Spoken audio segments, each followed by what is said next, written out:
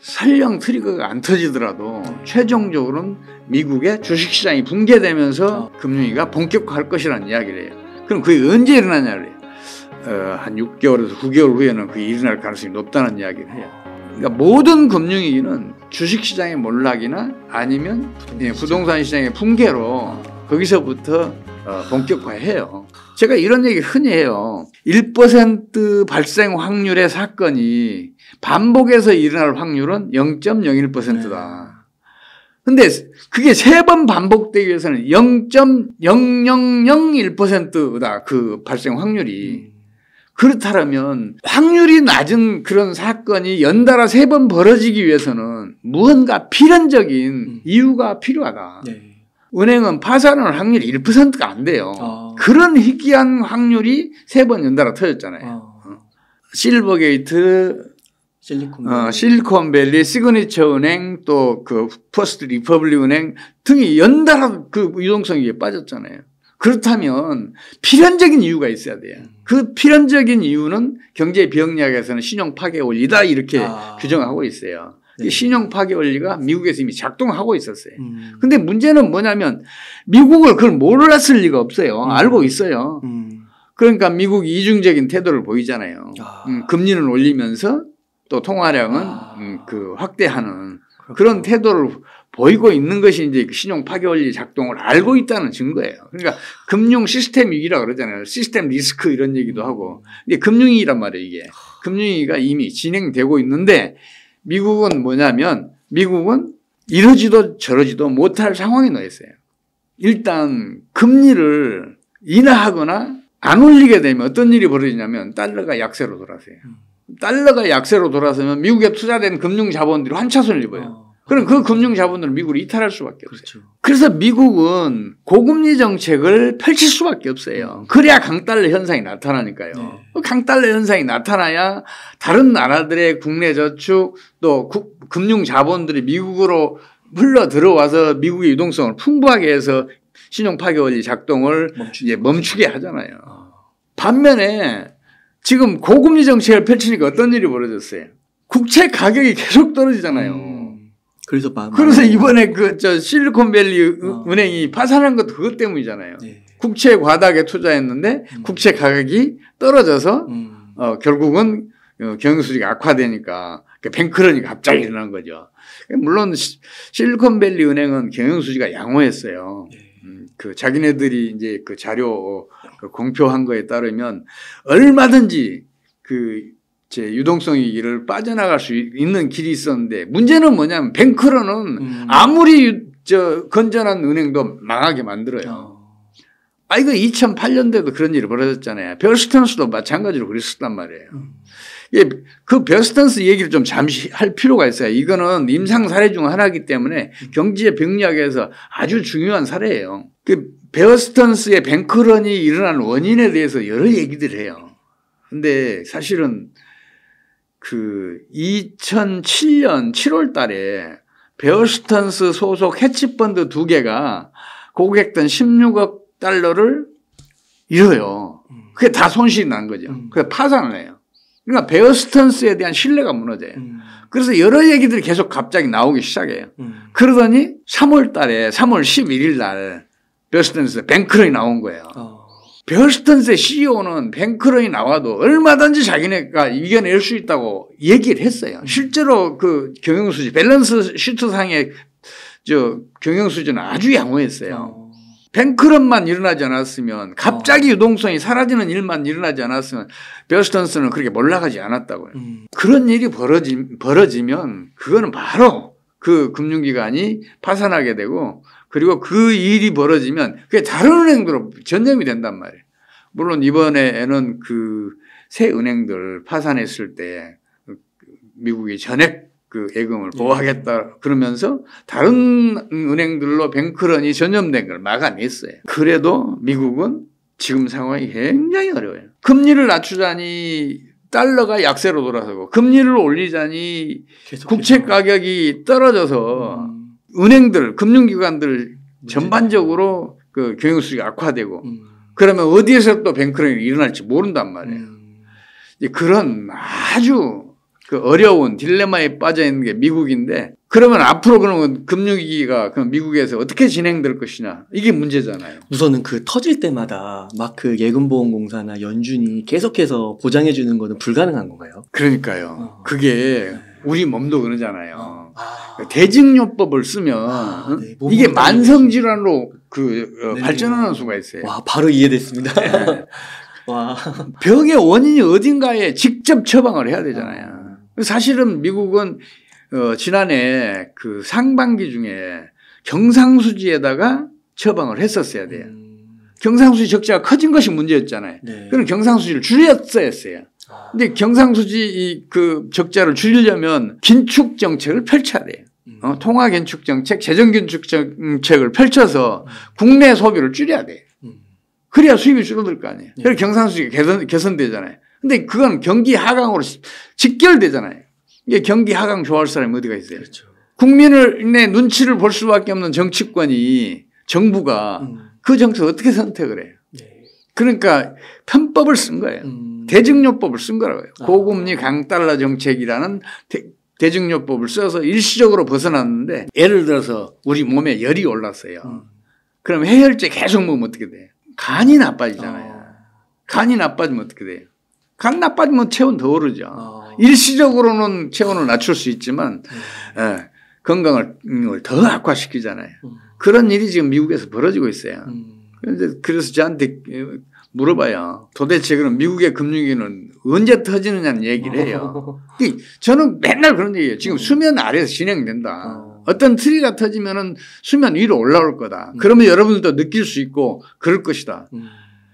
설령 트리거가 안 터지더라도 최종적으로는 미국의 주식시장이 붕괴되면서 금융위기가 본격화할 것이라는 이야기를 해요. 그럼 그게 언제 일어나냐를 해요. 한 6개월에서 9개월 후에는 그게 일어날 가능성이 높다는 이야기를 해요. 주식시장은 왜 붕괴되는 거예요? 주식시장의 거래라는 것은 유동성에 의해서 이렇게 거래가 되잖아요. 경제 내의 유동성이 풍부해지면 이제 주가지수는 상승을 하잖아요. 근데 신용 파괴 원리가 지금 물밑에서 작동을 하면서 계속해서 유동성을 축소시키는 압력으로 작동하고 있잖아요. 이 압력은 그냥 압력이 아니에요. 신용 승수배만큼의 압력이에요. 거기다가 또 그런 상황이 벌어지면 통화의 유통 속도까지 줄어들어요. 그래서 그 유동성이 점점 그 축소되는 압력을 더 강하게 받으면서 주식시장에서도 수요가 줄어들면서 어느 한순간에 폭락하는 수가 있어요. 그러니까 모든 금융위기는 주식시장의 몰락이나 아니면 부동산 시장의 붕괴로 거기서부터 본격화해요. 둘째 원리네요. 말씀해 주신. 그렇군요. 중국은 사실은 이미 오래전에 부동산 경기가 붕괴됐어요. 그래서 당시에 이미 금융위기가 터졌어야 했어요. 2019년 3월 달에 KBS가 차이나 쇼크, 빈집 6,500만 채의 비밀, 이거 특집 방송했잖아요. 맞아요. 그때 이미 금융위기가 터졌어야 했는데 중국은 강력한 통제 경제 체제를 가지고 있어요. 그러니까 비교해서 말씀드리자면 금융위기라는 홍수가 이미 몰려오고 있는데 강력한 통제 경제 체제라는 댐을 만들어서 그걸 차단을 했어요. 근데 금융위기는 벌어지지 않았어요. 근데 지금은 그 댐 위로 물이 넘치고 있어요. 모든 댐은 댐 위로 물이 넘치면 다 무너져요. 지금 중국이 그 상황에 직면해 있어요. 아직 댐은 안 무너져 있지만 물이 넘치고 있어서 조만간 무너질 거라고 저는 봐요. 그 넘치는 물이 어디서 왔냐 그러면 중국은 1대1로 사업을 하면서 무려 9,700억 달러의 상업 차관을 관련 국가들에게 제공했어요. 그리고 7천억 달러의 통화 스와프도 체결해 줬어요. 근데 그 1대1로 관련 국가들이 이미 외환위기 늪에 빠졌거나 외환위기에 직면했어요. 스리랑카는 이미 외환위기 늪에 빠져 있잖아요. 파키스탄은 최근에 외환위기 늪에 빠져들었잖아요. 튀르키예, 헝가리 지금 어렵잖아요. 그 밖에도 수많은 나라들이 아프리카 나라들, 중동 그 비산유국들 외환위기에 직면해 있단 말이에요. 그래서 지금 중국의 1조 7천억 달러의 자금이 부실 채권으로 전락해 있어요. 그뿐만이 아니에요. 중국의 부동산 경기가 거의 몰락 수준에 빠져 있으니까 지방정부들이 지방재정을 약 40%를 토지 사용권을 판매해서 충당했어요. 근데 그게 안 되게 돼버렸잖아요. 지금같이 어려운 그 부동산 시장 상황에서 누가 토지 소유권을 사겠어요. 그러니까 지방정부들 지금 대부분이 지금 재정 위기에 빠져들었고 그 지방정부들이 그 재정 위기를 타개하기 위해서 지방채를 발행했는데 그 지방채가 소화가 안 되니까 지방금융공사를 설립했어요. 근데 그 지방금융공사들이 지금 무너져도 이상하지 않을 정도로 경영수지가 최악으로 빠져 있어요. 지금 그런 어려운 상황에서 아무리 강력한 통제 경제 체제를 유지하고 있더라도 어느 나라에선가 금융위기가 터져서 세계적으로 전염돼서 중국을 덮치면 중국은 다른 어느 나라보다 아주 심각한 타격을 입을 수밖에 없는 상황이에요. 실제로 중국은 지금 지난해 4분기에 발표는 플러스 성장이라지만 마이너스 성장했어요. 전기 사용량이 지난해 그 마이너스 증가했는데 어떻게 이 산업 생산이 플러스가 돼요? 뭐 산업 생산이 마이너스인데 어떻게 성장률 플러스가 나오냐고요. 통계 조작인가요? 중국의 그 전직 총리가 리커창이 중국 통계는 믿을 수가 없다는 이야기를 했잖아요. 통계 조작 흔히 벌어져요. 제가 그런 얘기를 해요. 올해 중국이 통계 조작만 하지 않으면 마이너스 5%대 성장하는 거 아니냐. 이렇게 제가 우려하고 있어요. 거의 마이너스 5%면은 책에서도 말씀해 주셨지만 거의 뭐 노숙인들이 넘치고 길에 뭐 자영업자들 도산하고. 맞아요. 우리 지금 외환위기 때 98년도 우리나라 성장률이 마이너스 5.4%였잖아요. 30대 재벌에서 12개 재벌이 사라졌어요. 99년에 그 해체된 대우가점 13개 재벌이 사라졌어요. 그걸 포함해서 3만 개 이상의 기업이 도산하면서 우리 정규직 근로자들 130만이 일자리를 잃었어요. 자영업자는 수십만이 파산했어요. 그래서 파괴된 가정이 얼마나 많은지 몰라요. 수십만이었을 거예요. 그리고 우리 지하철 역사나 이런 데는 노숙자들이 넘쳐났잖아요. 우리 지금 그 기억을 하고 있잖아요. 그런 사태가 벌어질 수 있어요. 실제로 지금 중국은 노숙자들이 점점 늘어나고 있어요. 그럼 중국이 힘들어지고 예를 들면 뭐 IMF급 이렇게 IMF 사태 이런 것까지도 빠질 수가 있다고 보시는 거예요? 물론 이 실물 분야를 보면 중국이 다른 경제 예측 기관들이 보듯이 그리고 중국 정부가 기대하듯이 5% 이상 갈 수 있어요. 일단은 코로나 진정됐잖아요. 경제 활동 정상화됐잖아요. 그리고 리오프닝 정책 펼치고 있잖아요. 석유 등 주요 자원 가격도 안정화됐잖아요. 하락 안정세로 들어섰으니까. 그렇다면 실물 경제는 당연히 증가해요. 성장률이 높아질 수 있는 상황이란 말이에요. 그런데 실물 부문이 제 아무리 잘 나가더라도 통화금융 부문에서 부정적인 타격을 주면 그 아무 소용없어요. 이해하기 쉽게 우리 몸에 한번 비유해 볼게요. 우리 소화기관이 영양분을 제 아무리 많이 섭취하더라도 혈관계가 제 역할을 못하면 어떻게 되겠어요? 흡수가 안 되죠. 목숨을 잃어요. 체력이 약해지는 건 물론이고 지금 우리 몸이 혈관계와 같은 역할을 하는 게 통화금융 부분이에요. 경제에서는. 그래서 중국은 실물 부분이 제 아무리 잘 나가더라도 소용없어요. 통화금융 부분이 워낙에 지금 안 좋은 상황이에요. 그럼 중국이 어려워지면 그게 뭐 미국한테는 어떻게 좀 뭐 유리하게 작용되는 건가요? 아니면 불리하게 특별히 뭐 상관관계는 없는 건가요? 국제 경제는 국가 간의 경제가 상호 연관이 돼 있어요. 어느 한쪽에서 이렇게 후퇴를 하잖아요. 혹은 축소 재생산을 하잖아요. 그럼 다른 나라도 그 영향 안 받을 수가 없어요. 미국도 타격을 받을 수밖에 없는데 저는 우선 미국에서 금융위기가 먼저 터질 것 같아요. 그게 중국으로 전염되면 중국은 더욱 심각한 타격을 받을 것이라고 봐요.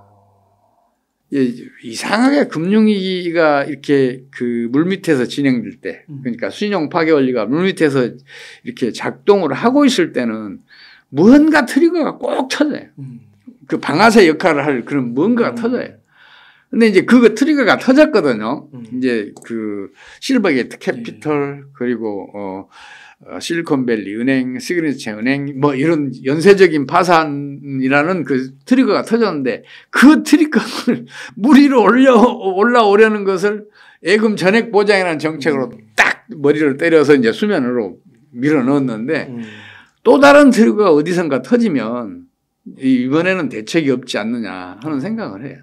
그래서 미국이 먼저 금융위기에 빠지면 더 큰 타격을 중국이 입을 것이다. 그러면 그게 또 다시 미국에도 영향을 끼칠 것이다. 이렇게 보고 있어요. 그러면 만약에 그렇게 연쇄로 만약에 진짜 최악의 상황이 터지면 시간이 해결해 주는 건가요? 그런 거는. 그렇죠. 그렇죠. 그럼 한참 동안 대공황처럼 진짜 한참 세월이 지나야겠네요. 회복하는 데 있어서. 지금 제가 말씀드린 거는 이제 단시간에 말씀드리기 때문에 금방금방 벌어질 것 같죠. 근데 그건 아니거든요. 이 금융위기가 진행되는 데는 시간이 좀 필요해요. 근데 이게 이제 트리거가 언제 터지느냐, 2달 후에 터질지 3달 후에 터질지 몰라요.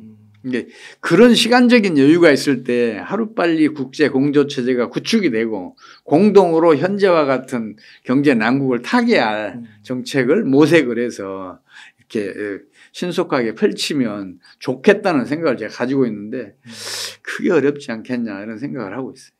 그렇군요. 네.